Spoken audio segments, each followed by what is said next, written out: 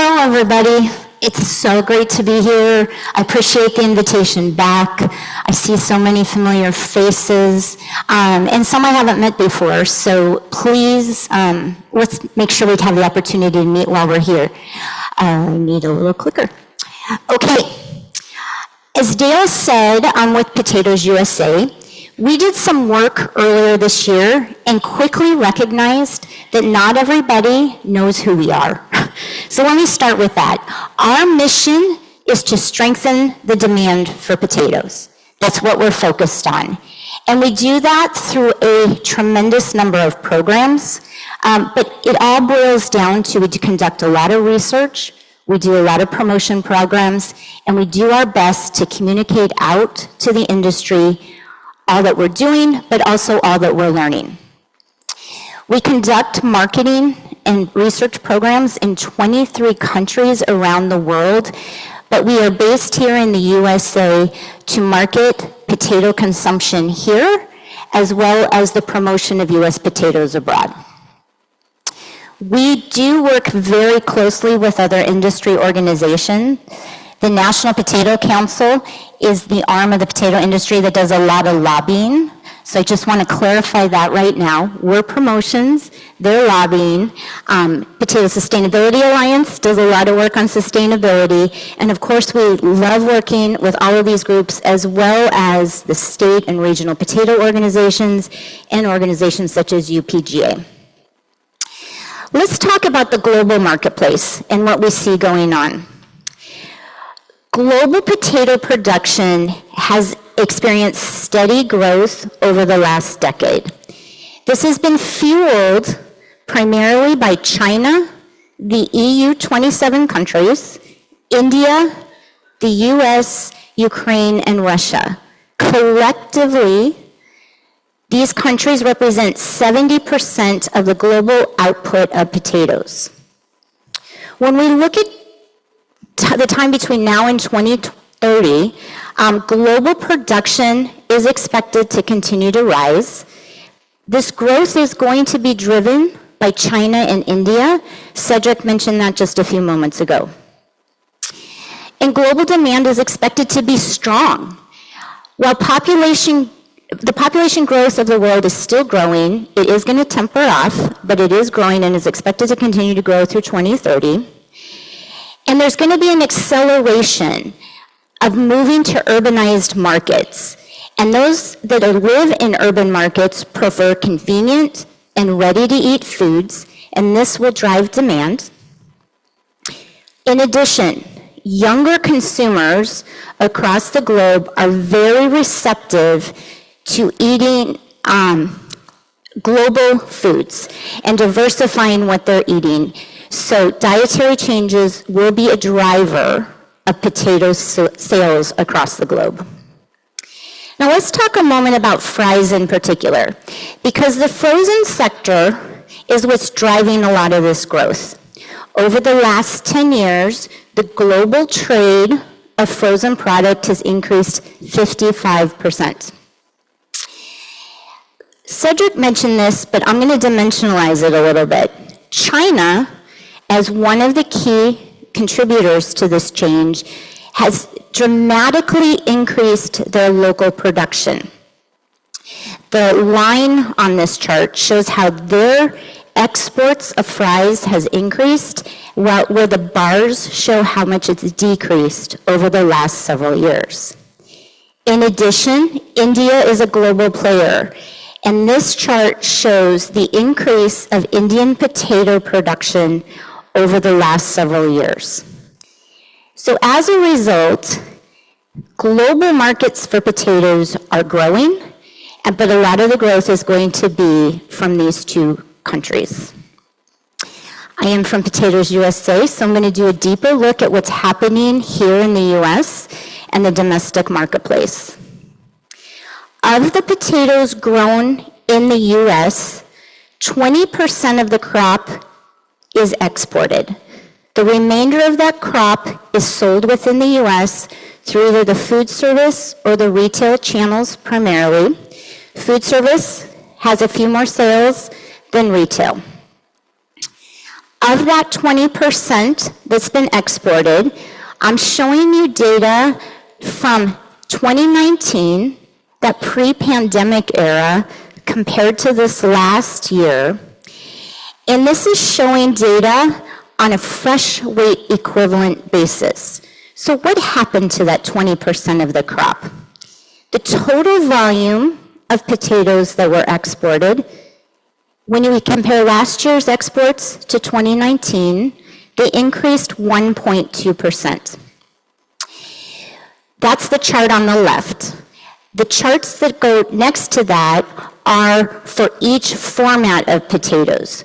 So frozen potatoes are the largest format exported from the US, followed by D-high, and then fresh, and fresh includes table stock and chip stock, and then finished potato chips, you can see, are the smallest part there. So those lines represent the size of the exports for each of those years. The export markets, these are the top 6 export markets for US grown potatoes. And you can see Mexico this last year became the US's largest export market.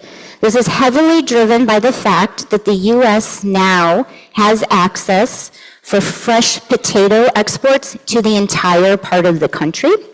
So Mexico's our largest export market, followed by Canada, and then we go over to Asia, Japan, Korea, Philippines, and Taiwan. As I mentioned, we export to many more countries than these, but these 6 markets make up 79% of the US exports. Now let's go back and talk about the US crop. That 80% that still remains and is sold in the US. What format is that crop been sold in 2019 compared to 2024? And you can see of the crop grown here, there's been a change in the marketplace. In 2019, 41% of the crop that was grown here was sold in the form of a frozen product. When we contrast that to 2024, that changed to 36%. And you can see there's modest changes then in the fresh and chip sector in particular. But let's look at the data on the right side of this chart and compare it to all of the sales in the US. Cedric mentioned that the EU has increased their exports of frozen product to the US gradually over the last several years. And that's what's being reflected here. The chart on the left is the same chart you saw on the prior slide, and that represents of the potatoes grown in the US, in what format, from a fresh weight equivalent perspective, were they sold, contrasted to everything that was sold in the US. And you can see that the frozen format of sales increased dramatically. Who fulfilled that demand are the EU products in particular. That's what helped to supply the product to meet the demand in the US for all of the products that consumers are looking for here. So it's quite a contrast there. This does show that in the US, what we're growing does not, in distributing, it does not always match what consumers are consuming. But the right-hand side of this chart shows what consumers, what format potatoes were purchased in on a fresh weight equivalent this last year. Now, I already mentioned, imports is the driver of that change.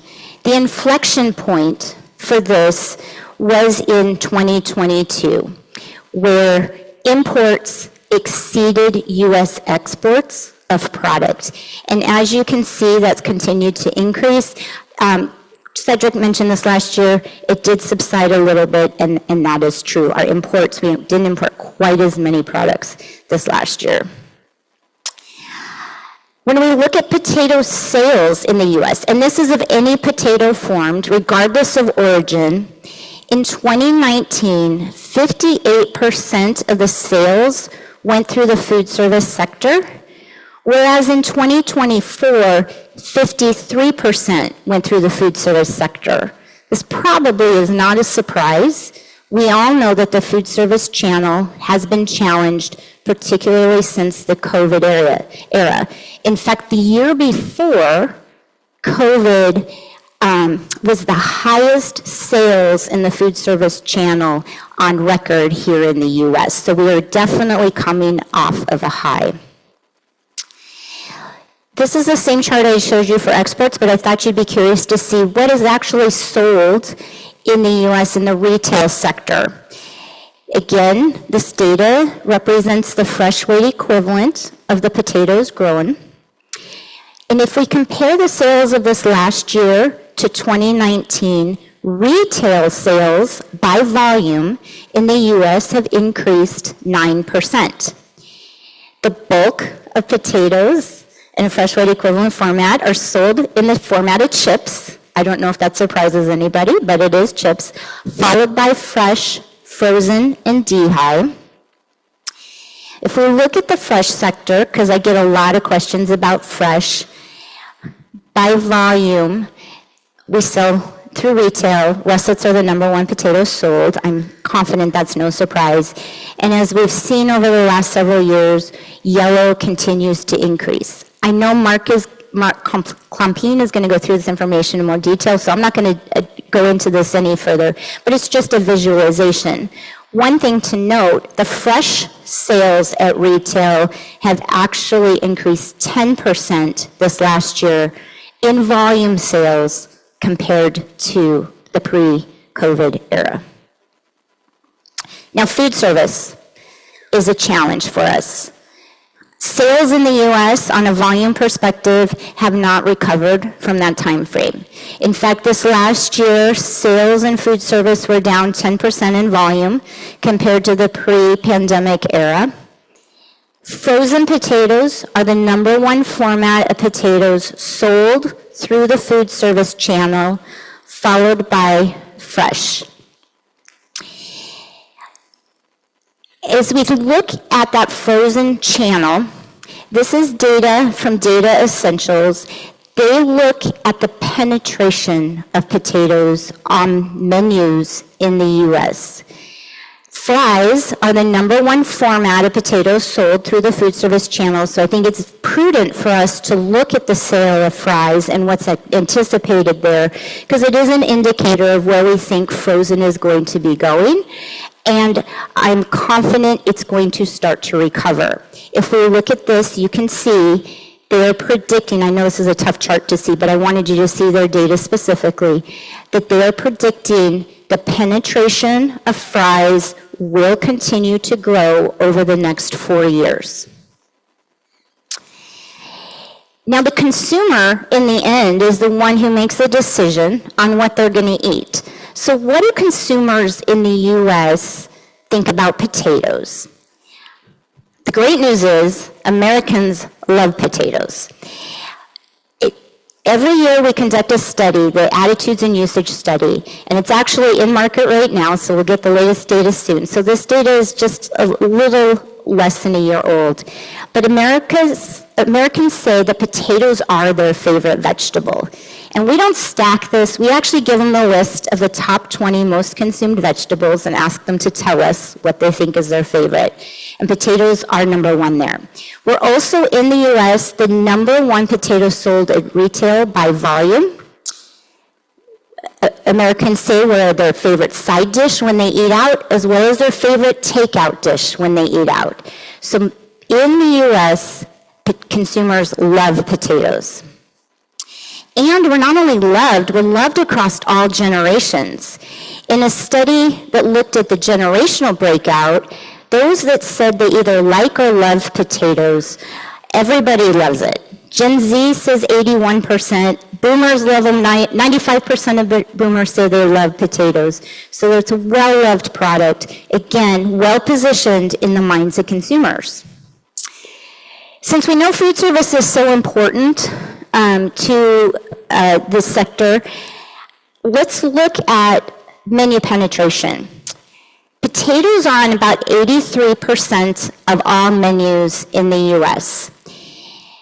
I wanted to know, so I asked this year, like, where do other vegetables rank? And there's two that have higher menu penetration than potatoes. And those are onions and tomatoes. And I think we could all agree that onions and tomatoes are often an ingredient, not a product that's eaten by itself. Tomato, maybe. Probably not, we're not serving onions and eating them raw. So when we see there's really only two vegetables that have more penetration than potatoes, and right under that are mushrooms and lettuce. So as a vegetable, and the place the potatoes have on the menu is incredible. In addition, we know that consumers eat potatoes differently, whether they're at home or away. So this last year we said, okay, which of the following foods best describes the form of style of potato that you had yesterday as part of a meal? The data in purple is what they said they ate at home, and the number one way they ate potatoes at home is baked. The green is eating out, and fries, as you can see by the size of that line or that bar chart, are the number one way potatoes are consumed when they're eating out. When looking at fries, again looking at it in a generational perspective, these are the top 5 ways that Data Essentials tracks the different fries that are served. And so fries as a general category is at the top, and then curly fries, seasoned fries, home fries, crinkle cut fries. Each generation likes them all, but some like certain formats more than others. Gen Z particularly loves curly fries and seasoned fries, whereas boomers are a big fan of home-cut fries.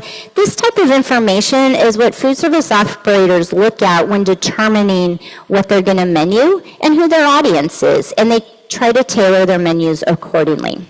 I'm proud to say that as a Gen Xer, curly fries are a favorite format, so I do enjoy them myself the best.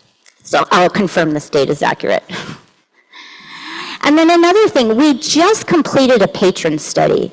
We wanted to understand, of consumers that are eating out at food service, how important are potatoes to you to have on the menu? And when looking at that data, 48% of consumers said they're actually willing to pay more for a dish with potatoes on it.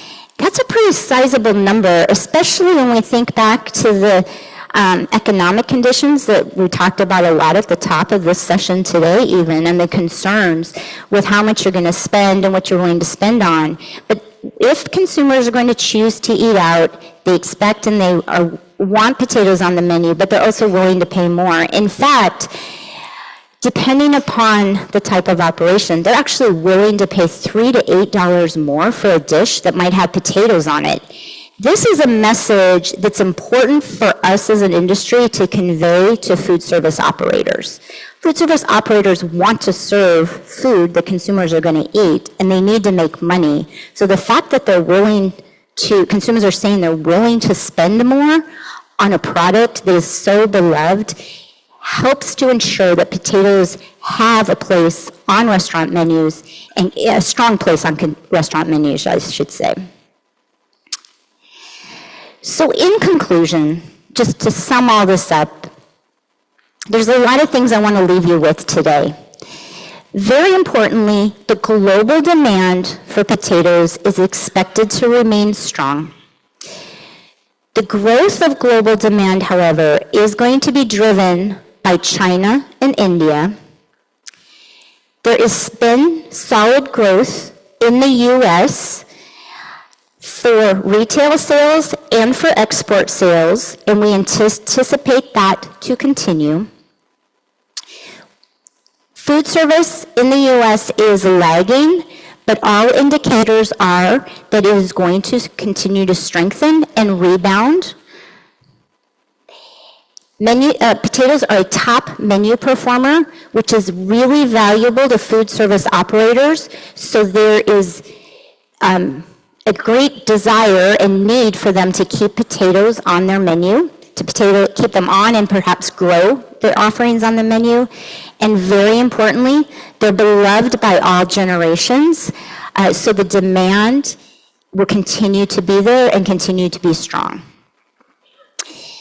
So I hope that gives you a sense of what we see from the data of what's going on with the potato market, both globally and domestically. We gather information of this nature and elsewhere in a lot of different ways. If you want to be, if you're not already receiving information from us, you can click that QR code and just sign up for our newsletter. We send a newsletter weekly. It's short. It will give you just the latest information, or you can follow us on any of these social channels just to kind of know what's going on here in the U.S. And of course, if you have any questions, I'm always happy to talk to you. So feel free to send me an email or visit our booth here at Potato Expo. We're just going to be just right of the stage. I'd love to talk to you. Anybody on the Potatoes USA team would love to talk to you as well. Thank you very much for the opportunity today.